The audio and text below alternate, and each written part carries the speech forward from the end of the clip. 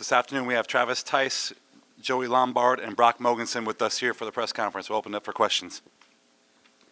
Eric Bean, Yankton, Preston Tacone. Travis, just how comfortable are you in those sets where you're taking the snap out of the Wildcat formation after 8 and kind of motions there? Really comfortable. We do a good job during the week repping it, so I'm really comfortable doing that. It's a cool thing to do. Yeah. Just how much fun is it to be able to just go full speed ahead on those plays? Well, it's not always that easy, but it's fun to get the ball right away and just start going, sure. Yep. Joey, just a great day rushing the ball. Just how cool is it to see the chemistry with the O-line right now? Yeah, it's felt great. Always love running the ball. I think it's just a testament to how well we've been coached and how hard we're being pushed during the week, and it's just good to continually see us get better and be able to run the ball against anyone. Yep. And then Brock, you get an interception there. Just what do you see on that play and just the overall defensive performance today?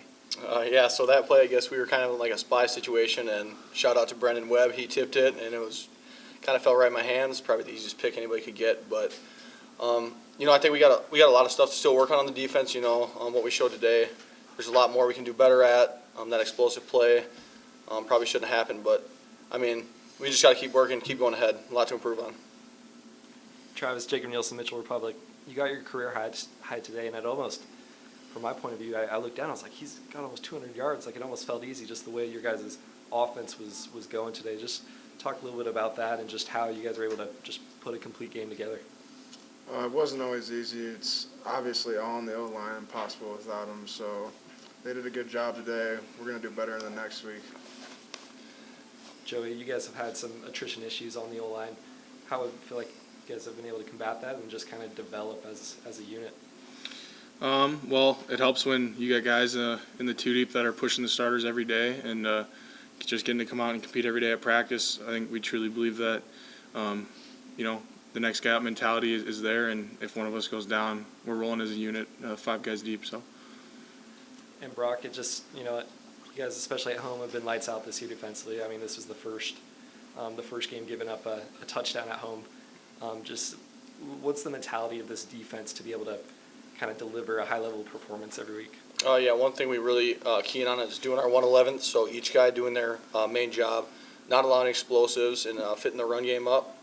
But like I said earlier, it was fun today, but a lot of stuff we can still work on.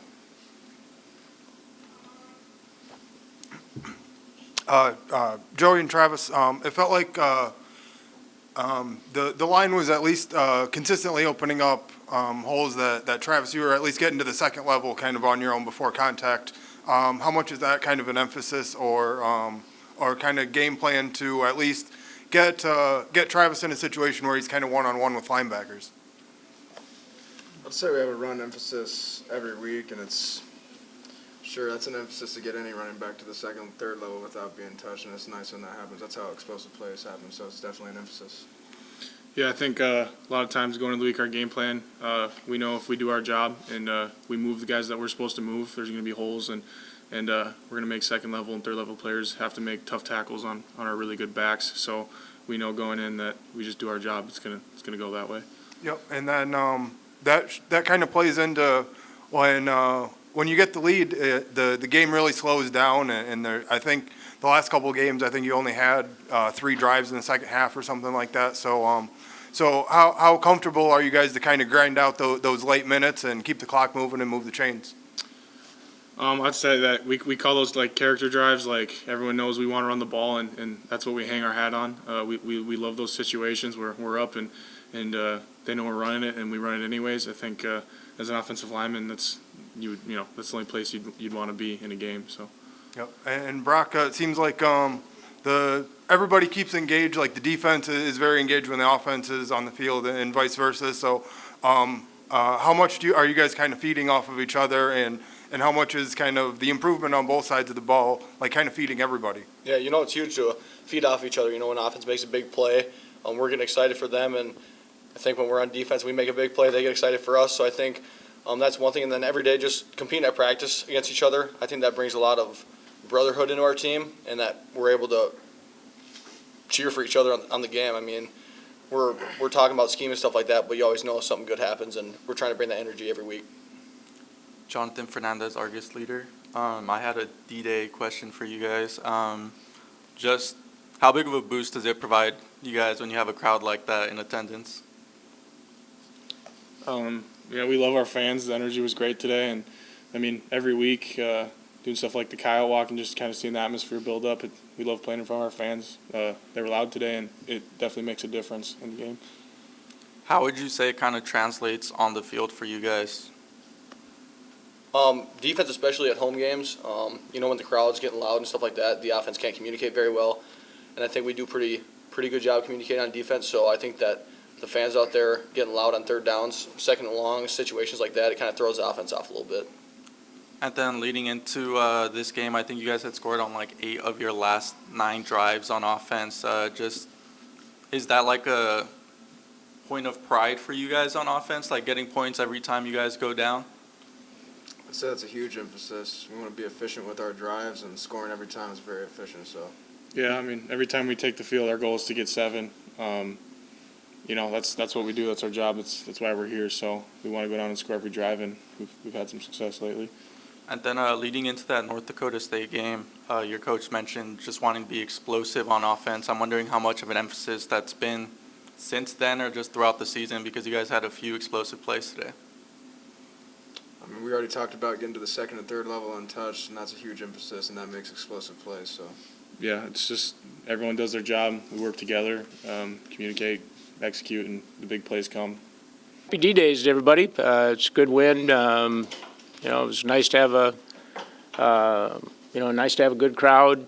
I'm really proud of our guys. We played what I referred to as very complimentary football. Offensively, we were really efficient. Defensively, did a great job of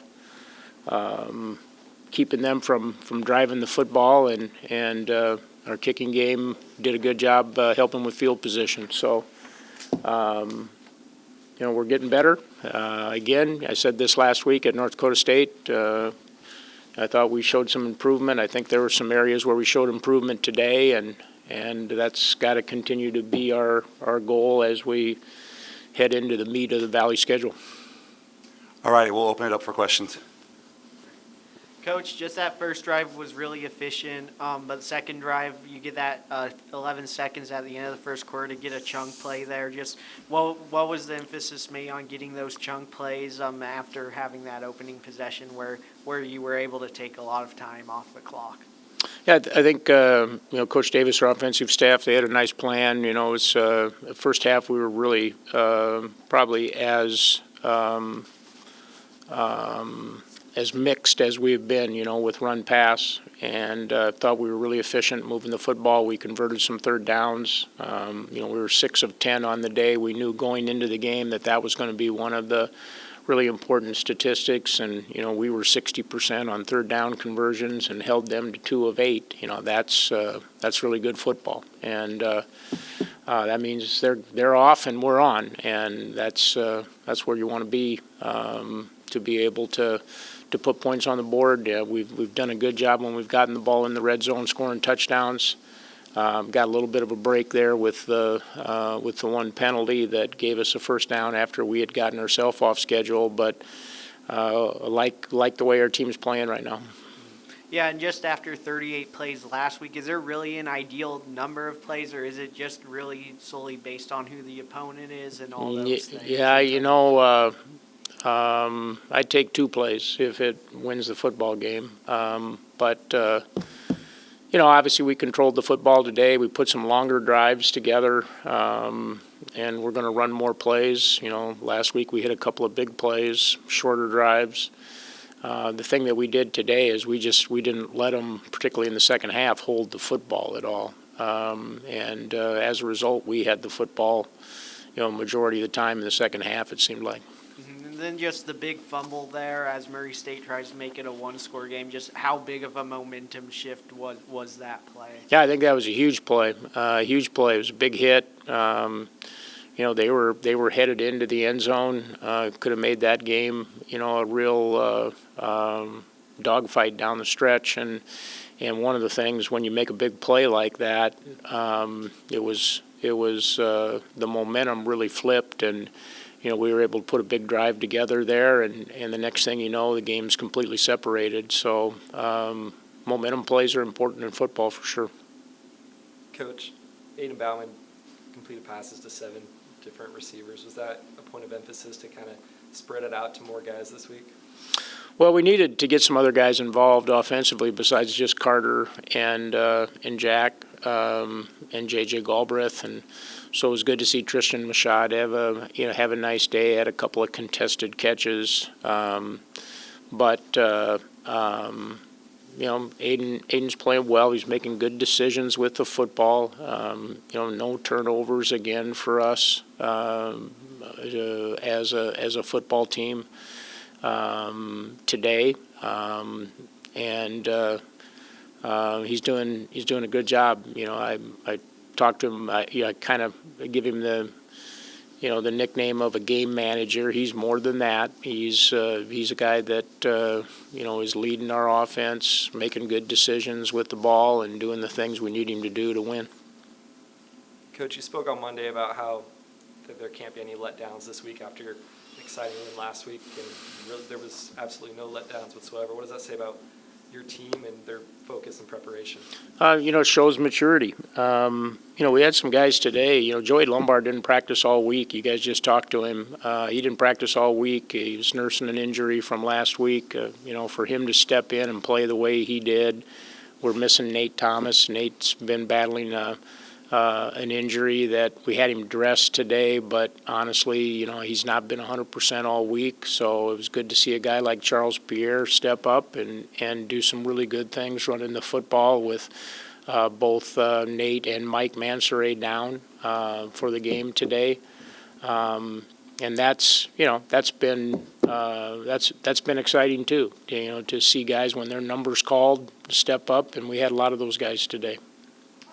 Coach, has the playbook kind of opened up week to week? It just kind of seems like early on it was establishing the run and everything, but now it's kind of getting to the point where you can use the run to set up other stuff and really expand on stuff. How is the offense progressing? Yeah. I mean, you always want to be. I think we're most efficient when we're balanced. Today was pretty balanced. Over 200 rushing and right at 200 passing.